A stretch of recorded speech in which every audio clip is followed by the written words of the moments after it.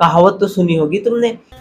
भाई पैसा हो तो क्या कुछ नहीं हो सकता। और एग्जाम्पल तो तुम आजकल देख ही रहे हो। अगर तुम किसी कंपटीशन की तैयारी कर रहे हो तो कंपटीशन बिल्कुल भी तुम्हारे लिए नहीं है। क्यों? क्योंकि या तो तुम्हारे पापा आईएएस होने चाहिए या आईपीएस होना चाहिए। हाँ बाबू, अब तुम में से काफी लोग मुझे कहेंगे कि देख भाई, मैं मेहनत करता हूँ, ये करता हूँ। देखो, आज के टाइम पे तुम्हारे लिए पैसा इंपॉर्टेंट है। अगर पैसा है तो हर कंपटीशन में अव्वल आने की ताकत रखते हो तुम। अब एग्जाम्पल के लिए तुम्हें दे दूं, मैं पूजा खेड़कर के बारे में तो तुम सब लोग वाकिफ ही हो गए, खास करके वो जो कि आजकल किसी यूपीएससी या फिर नीट जैसी तैयारी कर रहे हैं। तो पूजा खेड़कर की कहानी तो तुम्हें पता है, और जिनको नहीं पता है मैं उनको बता दूं कि इन महारानी ने खुद को ओबीसी रिजर्वेशन सीट से यूपीएससी में एडमिशन लिया। इन्होंने बताया कि मुझे दिखाई बहुत कम देता है। साथ ही ये कहने के बाद से इन्होंने एमबीबीएस भी पता नहीं कौन सी डिग्री से किया, उसमें भी कुछ धांधली किया था।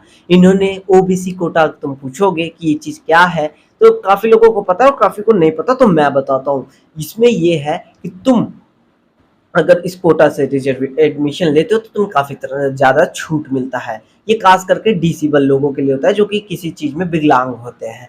तो इन्होंने उसमें एडमिशन लिया। उन्होंने बताया कि मेरा जीरो इनकम है। अब साथ ही धीरे धीरे मैडम के एडमिशन हुआ, इन्होंने एग्ज़ाम क्रैक किया। अब एग्ज़ाम भी अब तुम्हें लगना चाहिए कि ये एग्ज़ाम किस दम पे इन्होंने क्रैक किया है। उसके बाद से मैडम ने एग्ज़ाम तो क्रैक कर लिया, मैडम बन भी गई आईएएस। ये जाके किसी आईएएस के चैम्बर में अपना अधिकार भी जमा ली। लेकिन इनके फिर मांग बढ़ गए कि मुझे ऑडी दो, मेरी गाड़ी के ऊपर रेड लाइट दो, उसके बाद से मुझे विला दो, और एक्सेट्रा एक्सेट्रा ना जाने कितनी सारी चीज़ों की इन्होंने डिमांड कर दिया। डिमांड के बाद जब ये केस पहुंचता है चीफ कलेक्टर के पास, तो वो इस चीज़ को डायरेक्ट मना कर देते हैं। फिर इन्वेस्टिगेशन होता है कि क्या है इनकी कहानी। तो पता चलता है पूजा मैडम जो है, उनके पिता जो ऑलरेडी एक आईएएस अधिकारी रिटायर्ड हो चुके हैं।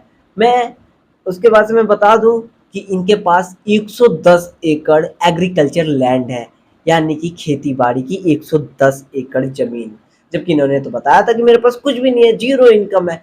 ये है बहुत बड़ा स्कैम कि आप कुछ भी छिपा लो। इतना ही नहीं, आगे सुनो। 900 ग्राम सोना, 4 बीएमडब्ल्यू एंड ऑडी, 17 लाख की वॉच और 17 करोड़ की एसिस्ट।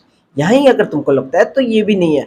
और सुनो, इनके पास 6 शॉप है जो कि बहुत बड़े बड़े शॉप है, और साथ में 7 फ्लैट है, जिसमें एक फ्लैट तो मुंबई के पोज हीरा नंदानी जैसे बड़े लग्जूरियस जगह पे है। अब आपको बता दूं कि ये 2 कंपनियों की मालिक भी हैं, जो कि ये प्राइवेट लिमिटेड कंपनी है। अब अगर जिसके पास इतना कुछ है वो खुद का एक और ऐसे कोटा से एडमिशन कराता है, तो वो स्कैम के अलावा और कुछ भी नहीं है। इनकी टोटल नेटवर्क है 100 करोड़ से ऊपर। अब जिनके जो लोग इनके शकल पे जाके इनको बेचारी कहते हैं कि कहाँ फंस गई, तो तुम्हें बता दूं ये ऐसी वैसी नहीं है। इन्होंने तो ये तक कह दिया कलेक्टर के ऑफिस में कि मुझे चाहिए पियोन और स्टाफ ज्वाइनिंग लेटर के बाद। अब कहोगे चलो ठीक है, एक कैरेट में एक आध सेव तो सड़ ही जाता है, ठीक है मैं मानता हूँ। फिर ये कौन है? अभिषेक सिंह, यूपी के अभिषेक सिंह।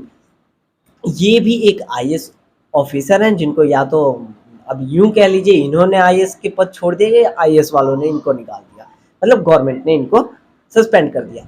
अब कहानी इनकी यहाँ से शुरू होती है कि जब एक ऑब्जर्वेशन के तौर पे ये जाते हैं गुजरात इलेक्शन में, तो वहाँ पे ये पोस्ट डालते हैं, ये वाला जो कि आप देख सकते हैं। यहाँ पे साफ साफ ये लिखते हैं कि गुजरात में ऑब्जर्वर के लिए ये गए हैं।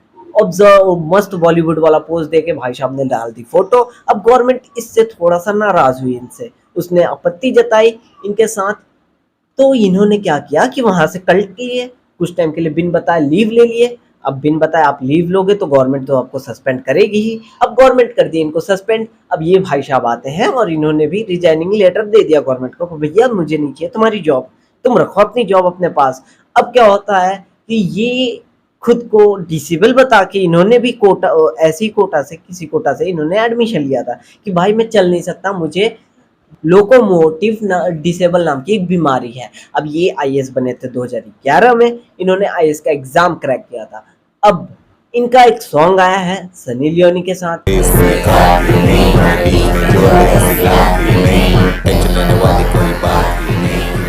बी प्राक, जुबिन नौटियाल, ऐसे ऐसे बड़े बॉलीवुड सिंगर्स के साथ इनका सॉन्ग आ रहा है और इसमें मस्त ठुमका करते हुए दिख रहा है। अब डॉक्टरों का कहना है कि जिसको ये बीमारी होती है वो चल फिर नहीं सकता। तो अब आप कहोगे कि ठीक है, इनके पास पैसे कहाँ से आए कि ये सब कर पाए। तो इनके भी पिता ऑलरेडी एक रिटायर्ड ऑफिसर रह चुके हैं, गवर्नमेंट ऑफ एम्प्लॉय रह चुके हैं, आई थिंक IAS है। तो अब बताइए क्या है इस सब के पीछे का माजरा। ये लोग तो अपने मौज मस्ती के लिए लंगड़े लूल्हे बन रहे हैं, लेकिन जो गवर्नमेंट है वो तो खुद अंधी बन के इनके ड्रामे को देख रही है। तो अब आप बताओ, अगर आप किसी चीज़ को, किसी भी कंपटीशन की तैयारी कर रहे हो तो मुझे कमेंट करके बताओ। और अगर वीडियो इन्फॉर्मेटिव लगी तो चैनल को अभी के अभी सब्सक्राइब करके लाइक करके दिखा दो यार। और मैं ऐसी मज़ेदार न्यूज़ लेके आता रहूँगा आपके लिए।